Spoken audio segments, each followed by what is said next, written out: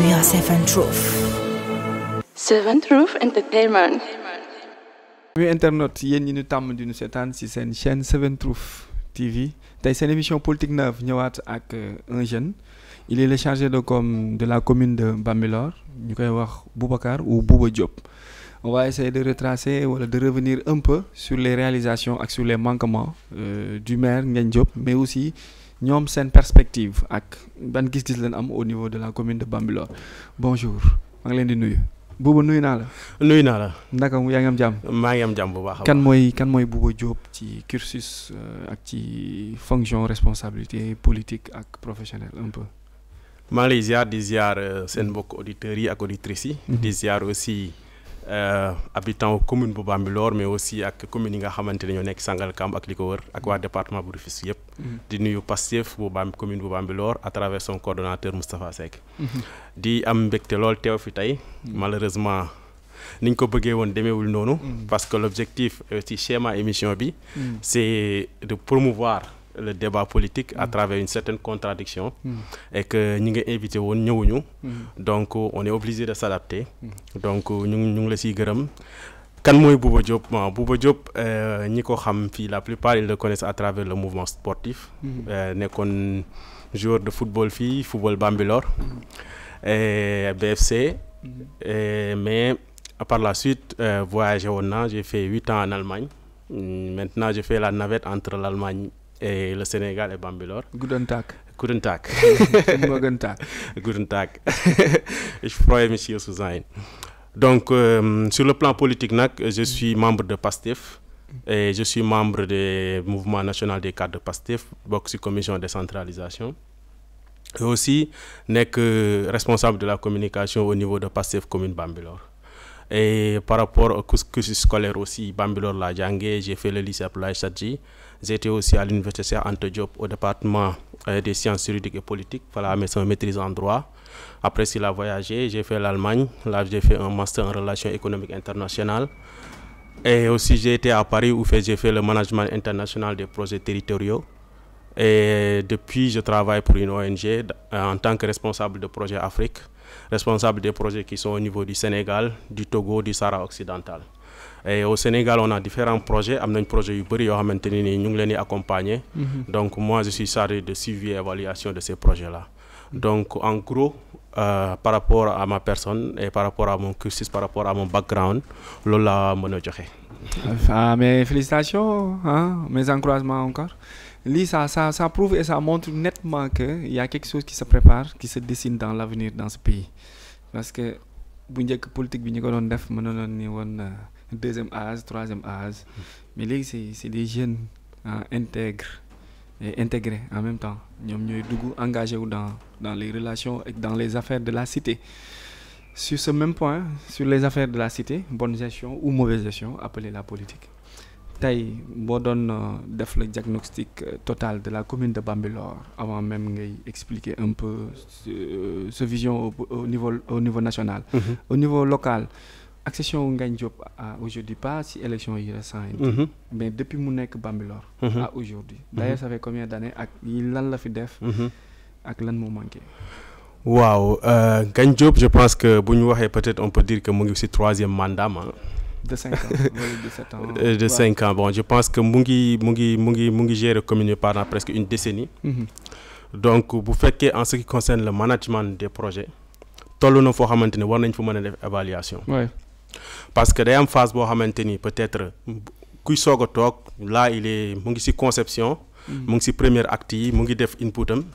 am na phase boo xam ne foo tolloo tamit mu ngi ci exécution bi. moyen terme. voilà à moyen terme mais 10 ans moom boo ko amee. yegg nga ci long terme. yegg nga ci long terme foofu impact la ñu war a wax. maanaam lii problème bi nga ñëwoon pour faj. ci wàllu éducation ci wàllu santé. ci wàllu domaine de 9 domaines de compétence yëpp. li la ci sasoon. instant bi dañoo war a gis impact bi. oui on est d'accord. foofu la ñu waroon toll ci Ngagne Diop. mais boo xoolee commune bu Bambilor. fa mu jóge woon fañ ko fam ko jëlee moom mën nañu wax ni la commune a reculé de 1000 pas. C'est grave ça. La commune a reculé de 1000 pas. Comment? Parce que boo jëlee côté éducation. Depuis temps bi mu fa toog yëpp. chaque année il y a un budget boo xamante ni dañ koy def si wàllu dañ koy def si wàllu éducation. Ouais. mën nañ ma wax ni certes am nañ boo waxee dañ leen tabax nañ des salles de classe mais boo demal ci ces écoles primaires yu Bambilor yi man benn école primaire moom ma si gën a frappé muy école primaire Bambilor 1 nga xamante ne maa ngi moom moo jàkkaarloo. mën ngeen def jël seen caméra ngeen dem ngeen dugg si école bi ngeen xool école bi ngeen xool classe yi comment les classes sont pléthoriques nga xool environnement école bi fan yi passé lañ fa duggoon pour dindi ñax yi pour mën a am benn environnement bu xaw a sax favorable pour ay xale mën fa dem di jàngi. ñenn ñoo def loolu. Il y a des associations comme mais pas la municipalité. La municipalité ñoom dañ fa yóbbu UCG lañ fa indi pour mu jàppale ñu mais depuis ouverture des classes ndox baa ngi taa foofu ñax yi saa def nii la toy. élèves yi di jàngee foofu. moom dafa amul budget ou pas. Non, il a le budget, c'est-à-dire il n'est pas compétent pour diriger la mairie. loolu aussi c'est une erreur peut-être de Bambilor ñuy voter ak di nommer à chaque fois ku nga xamante ne jàpp na ni amul yenn compétence yi. parce que gis nga commune. daa am nu ñu koy gérer. il faut du sérieux pour gérer une commune. il faut de la compétence pour gérer une commune. Il faut une équipe compétente pour gérer une commune. Parce que il faut aussi une vision. Parce qu'on est à l'ère où les territoires sont en compétition. Ouais. On est à l'ère où il y a l'essentiel de ressources humaines pour gérer n'importe quelle collectivité locale.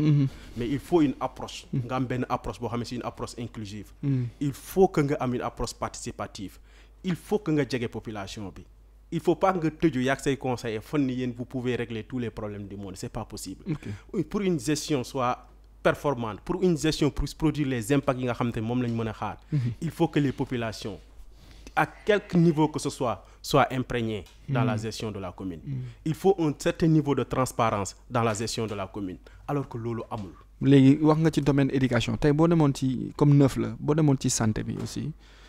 Comme gis nañ ni école yi doxul salte na tilim na il n'a pas construit de nouvelles salles de classe wala de nouvelles écoles wala équipées financées. Il a construit des salles de classe mais en fait l'impact man pour man booy jël mbir tu as un baseline study lañ koy wax tu as une étude préliminaire booy def dans chaque secteur dans le secteur de l'éducation tu sais qu'il manque de salles de classe tu sais que dans le secteur de la santé poste de santé de Bambilor est en crise poste de santé Bambilor chaque année day inondé poste de santé de Bambilor fi nga xamante ni nii foofu la femme yi di accoucher am na période boo xamante ni nii courant bi day sauter parce que les prises ne fonctionnent pas. Mais pourtant la commune de Bambilor d'après les dernières stats c'est l'une voire la seule commune bu desee suuf patrimoine foncier bu am doole au Sénégal ah booy xool si communes yi ëpp patrimoine foncier la bokk à Dakar dafa mel ni dans la région de Dakar dafa mel ni foofu rek a des pourquoi il tarde ou bien elle tarde la commune à se développer. da nga soulever une question très importante. muy une ressource boo xamante ni mën nañoo wax ni moom moo desoon ci commune bu Bambilor loo xamante ni mën nañ ko exploiter. mu indil commune bi njariñ mais boo xoolee li fa am c'est une dilapidation des ressources foncières moo am Bambilor. Le foncier Bambilor est mal géré. Le foncier de Bambilor a été dilapidé. Boo xoolee même au niveau national, le plan d'aménagement du territoire, le plan national d'aménagement du territoire. Boo xoolee pôle yi muy def. fonction bi ñu joxoon Bambilor mooy mu nekk pôle boo xamante ne c'est agricole. Mais agricole boo xamante ni suuf gisatoo ko. suuf bi fa waroon am jël nañ ko dogate créer des promoteurs. Qui est un métier noble. Ouais. Des promoteurs ça doit exister. Ouais. Mais ça doit être encadré. Mais li ñuy gis foofu mooy suuf bi ils ont même benn instant terrorisé les gens qui avaient des propriétés foncières ba ñoom ñëpp ñu dilapider seeni ressources ñoom ñëpp ñu brader jaay seeni ressources taf ba tey boo bëggoon bay sax rôle de pôle agricole boobu noonu boo ko bëggoon jox. cette zone là ce n'est plus possible parce qu'il y a plus de ressources foncières qui sont disponibles. suuf si dafa jeex bi maanaam. wala li fa des bareetu suuf si maanaam suuf soo jël ba fay def bay bu yaatu sax maanaam pour nga gis ko problème la boo jëlee Bambilor Bambilor, il y a un côté, Bodougé Bambilor, qui s'y connaît très bien en Bambilor, c'est séparé par la route nationale. Moi, un côté, c'est le village traditionnel. Moi, un benen côté, le titre Bertin n'est qu'un domaine foncier, c'était du domaine de l'État. Moi, am si ciow yu bari. Mu amone si ciow lu bari ba Ablaye Wade jëlone ben décret en 2006, décret 2006-04 je pense, pour classer les villages qui sont au niveau de Bambilor, Mbey et tous ces villages. Ñu né sen dess ci titre foncier bobu nga xamanteni c'est le domaine de l'État, c'est une question de survie. Donc mu prévoiron seni extension, mu prévoiron aussi les possibilités de survie. Mais si on avait une commune responsable, en ce moment-là, il allait se battre pour défendre les intérêts de la population. Défendre les intérêts de la population de Bambilor, moi, faire de telle sorte que les extensions qui ont été prévues par ce décret-là soient quelque chose d'effectivement dans la population, extension. Mais aussi, comme c'est le domaine de l'État, la commune aussi a la possibilité, si le domaine de l'État, faire de telle sorte que des infrastructures publiques suffisantes soient au niveau de Bambilor. Que y ait un cadre de vie en Bambilor, au moins Almer, un cadre approprié. La Bambilor, pour te dire un exemple, à Bambilor, maintenant, ça fait plus de 20 000 habitants. Parce que les cités qui viennent, les CDC, cités acquises, Comico, la population de Bambilor, en un laps de 10 ans, presque c'est quadruplé. Mais alors que les infrastructures de base, il faut que poste de santé accueillir la population.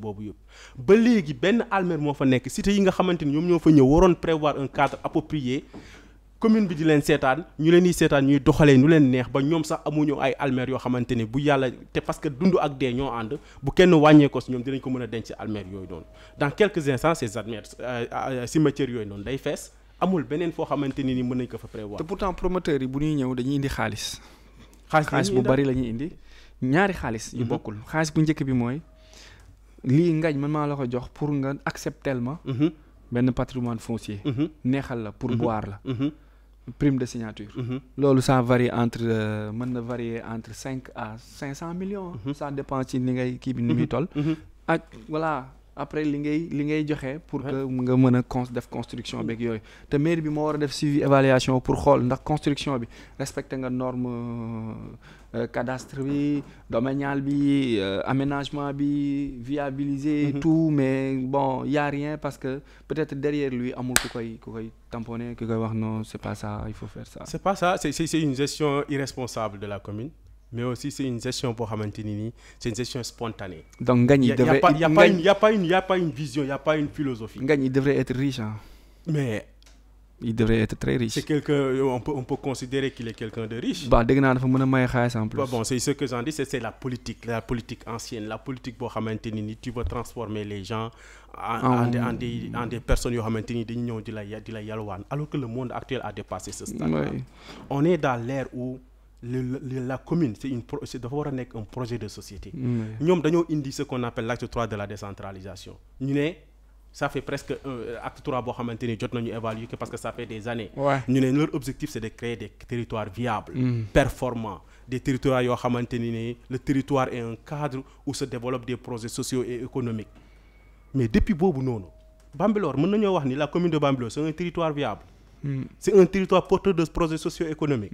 Mais il faut un projet de société pour maintenir pour société bi ñoko porter dans le secteur de la santé ou bien dans les secteurs artisanal ou le secteur yi nga xamanteni ñom ñoo fa nek nga gis un projet bo xamanteni vraiment là tu te dis c'est un projet pilote ça promet le développement ça sent le développement mais lolu amul Bambilor aucune gestion ils ont été élus pour 5 ans mais ils ne viendront pas. Peut-être ils viendront seuls.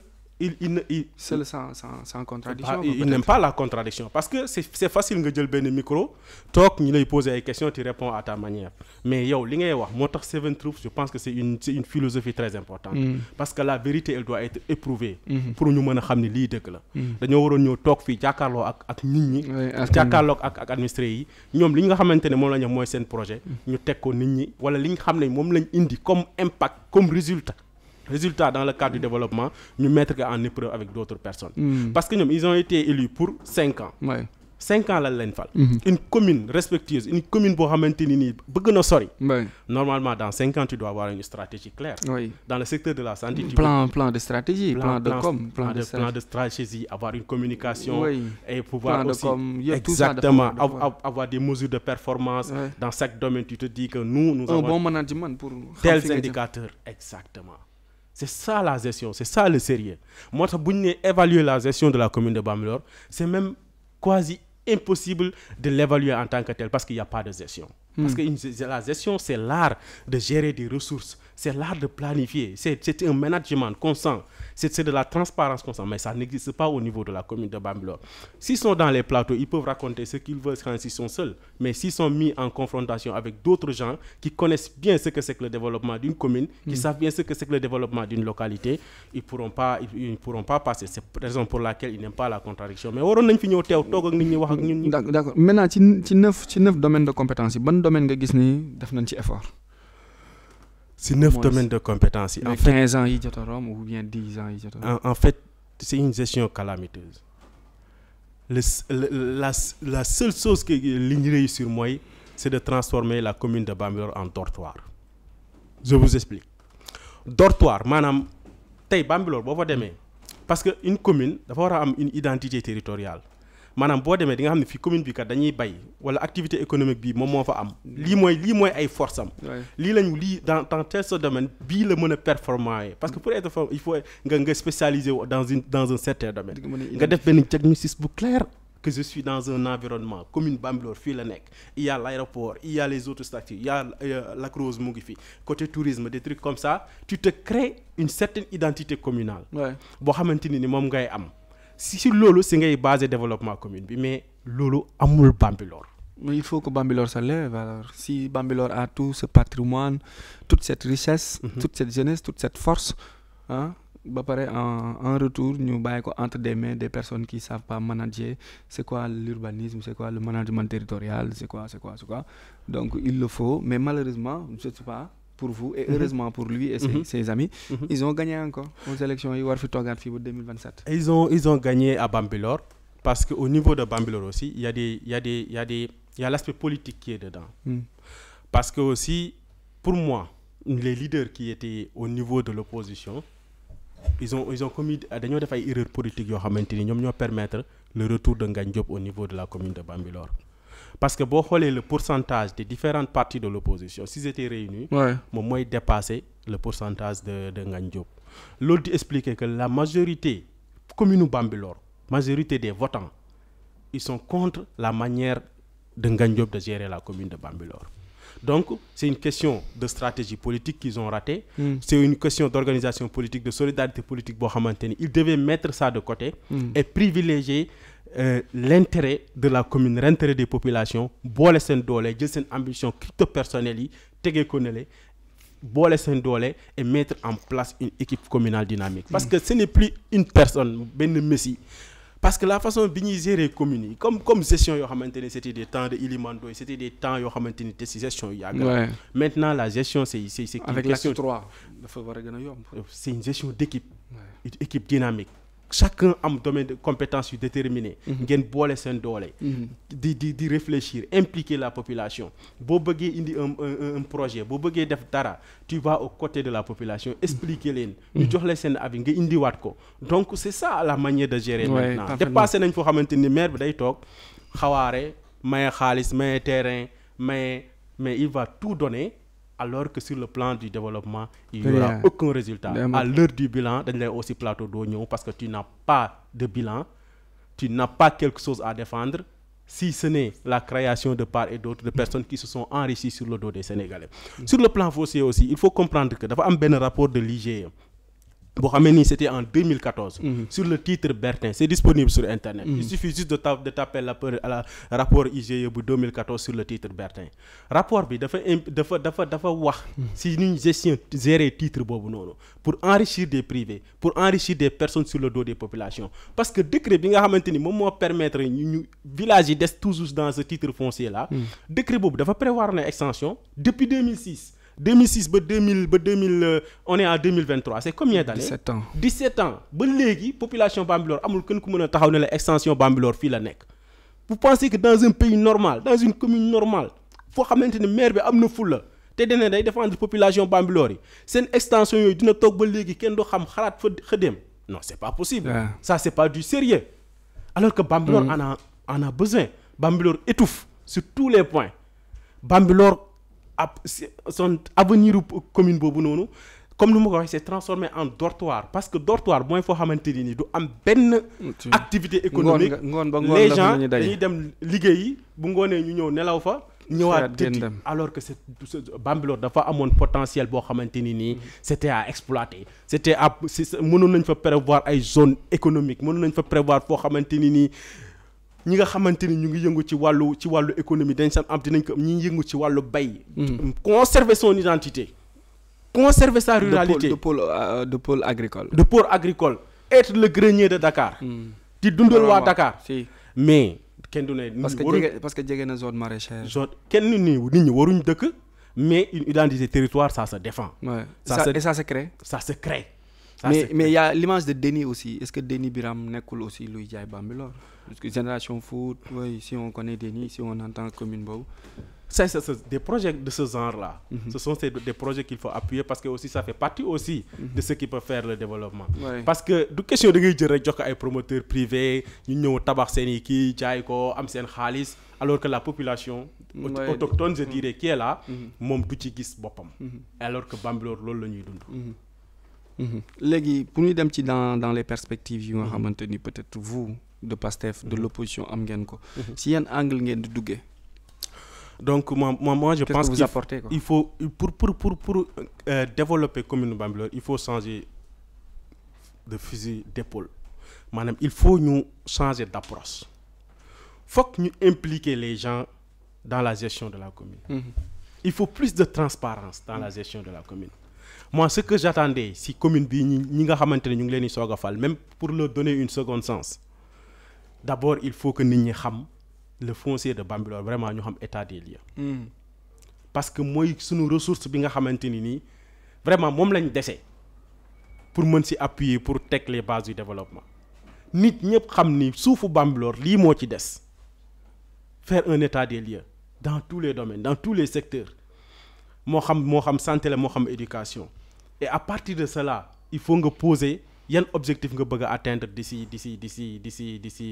les élections à venir parce qu'au niveau de Pastef lors des dernières élections peut-être c'est une difficulté de communication qu'il y avait mais il y avait un programme qu'on appelait un programme de co-construction qu'on avait et dans chaque secteur ou bien chaque domaine de compétences on avait une planification bien définie on avait fait des diagnostics. Tu peux revenir sur ce programme. Par exemple on avait créé des ateliers dans beaucoup de villages où on est allé auprès des villageois leur demander dans chaque secteur donc en créant des focus group pour discuter des différentes problématiques qui sont dans le village dans le secteur de la santé dans le secteur de l'éducation et pour chaque problème nous avons proposé des solutions et pour vraiment développer ces domaines-là.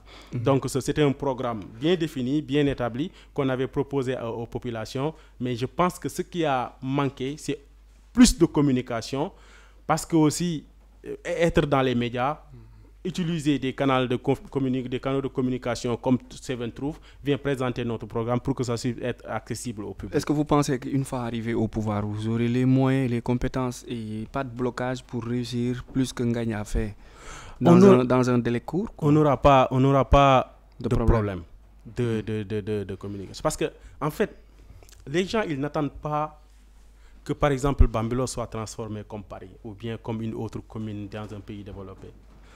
Bambilor li ñuy xaar mooy li ñu am ci ressource nit ñi di ci gis seen bopp li ñu am comme minimum de ressources muy delluwaat ci askan bi. Il faut que projet commune mu nekk projet askan du nekk projet benn nit.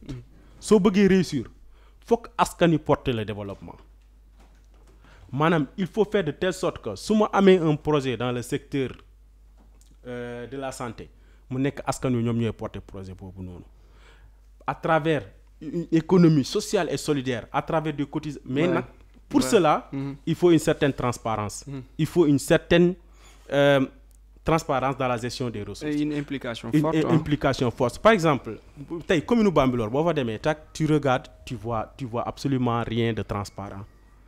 Parce que boo demee dans une commune sérieuse, presque dans toutes les communes. Hein. dans une commune sérieuse, boo duggee toutes les délibérations de la commune dañ ko def ci tableau.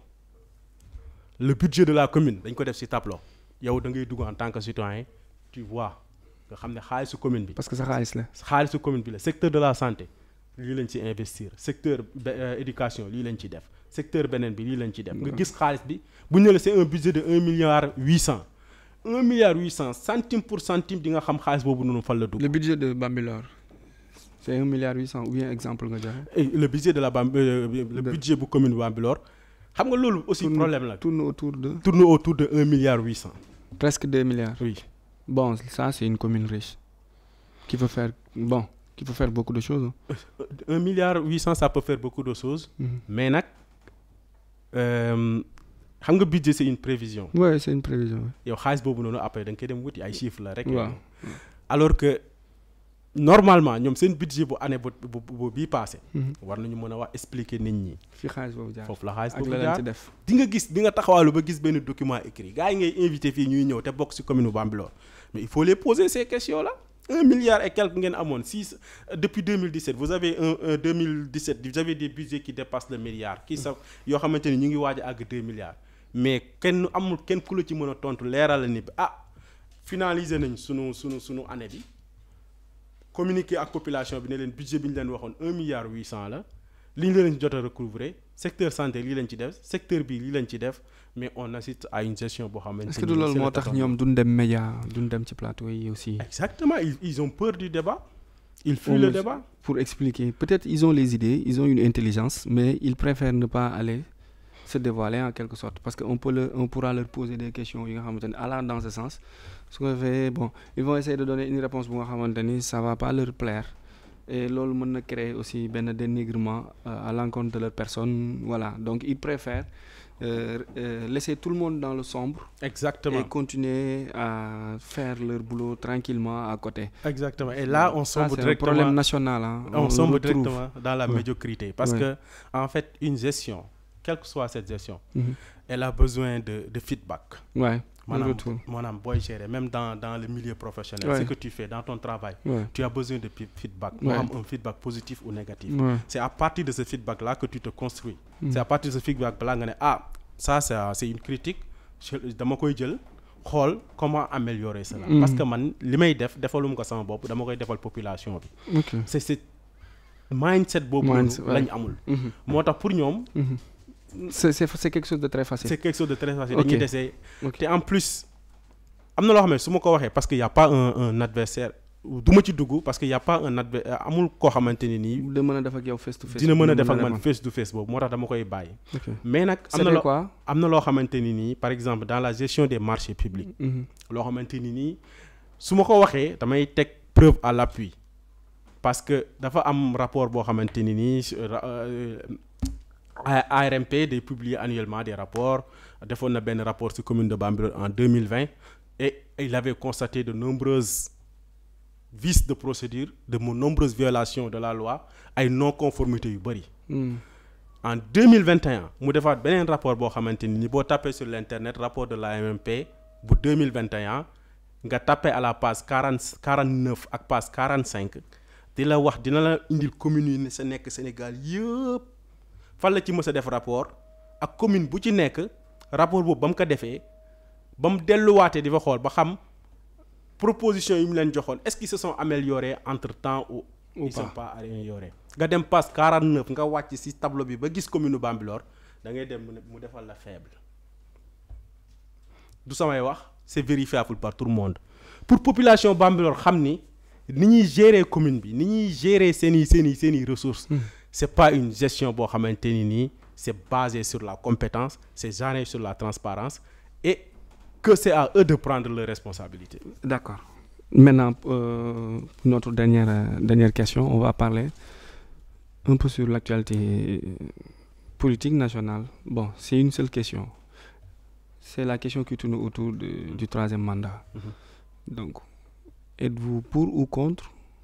Si oui, pourquoi? Sinon aussi, pourquoi? Pour moi, deuxième quinquennat.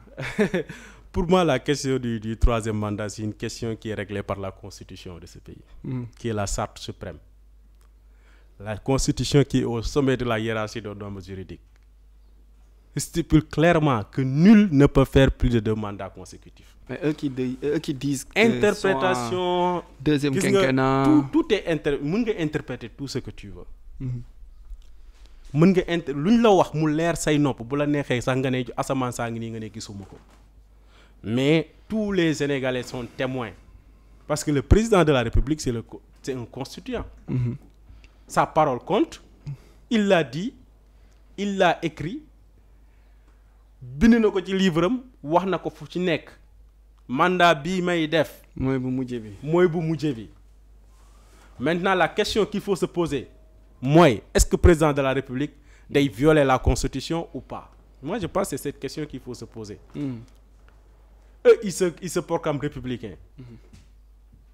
Parce que nekkatul ay question la constitution elle est claire, elle est limpide. OK. Donc tu es contre. Macky Sall warul def une 3e candidature. Moi je pense ils ont réussi quelque chose. C'est-à-dire à imposer un débat qui n'avait pas sa raison d'être. Ouais. Parce que la constitution elle est claire sur la question. Ouais. Mais tu sais, Montesquieu daf ne le pouvoir rend fou et le pouvoir absolu rend absolument fou. Moi je pense qu'ils sont dans une folie absolue et ils veulent faire sombrer ce pays-là. Et ça, on ne va pas l'accepter. Inch'Allah.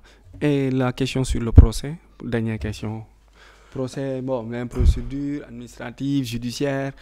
Dañuy dem chambre criminelle, on va essayer d'incriminer Ousmane Sonko, voilà. Et juridiquement, c'est faisable? En fait, ce procès est tout sauf un procès judiciaire. On est dans une situation, un procès politique. Parce qu'il faut comprendre que la justice est rendue au nom du peuple.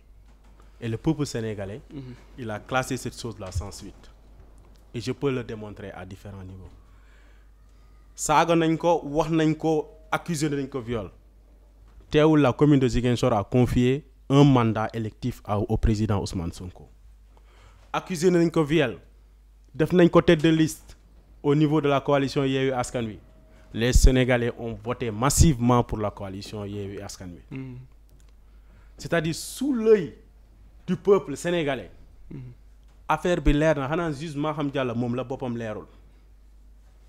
Un procès politique le bëgg a organiser pour quelqu'un qui a essayé d'apporter, de contribuer au développement du Sénégal de par ses idées, de par sa posture en tant que inspecteur des impôts et domaines.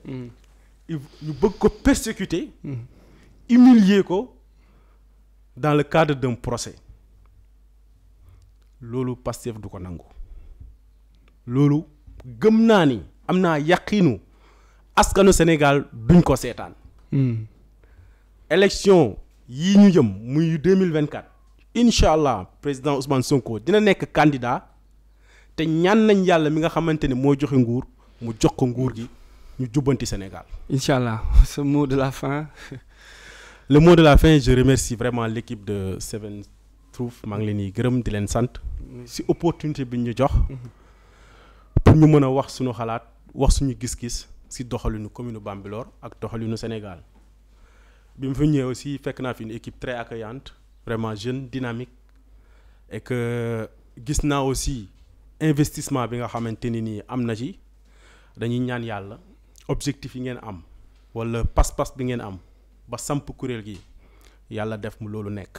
amiin lépp loo xamante ni nii bi ngeen di tëral bërëb bi moom ngeen amoon pour yéene pour indi ko pour participer parce que c'est une contribution au développement de ce pays. yàlla na ko yàlla matale. maa ngi leen di gërëm sunu mbokku auditeurs yi di commune bu Bambilor bépp patriote ci rassemblement bi nga xamante ni am na suba Kër Massar et que au niveau de la commune de Bambilor les moyens de transport seront disponibles ñu ci patriotes yëpp. ñu ànd teewal li nga xamante ni moom lañ gëm muy démocratie teewal li nga xamante ni moom lañ yéene muy un changement fondamental au niveau du Sénégal et dem ak sunu leader vraiment fêter cette occasion là donc ñu ngi oo ñëpp ci rassemblement bi nga xamante ne ñu ngi koy def Kër Massar. Comment on dit merci et au revoir en allemand? Vielen Dank, auf Wiedersehen. dafa xaw a difficile moo tax mun ma ko répéter mais bonsoir et à la prochaine merci beaucoup. Merci beaucoup. We are Seven Truth. Seven Truth Entertainment.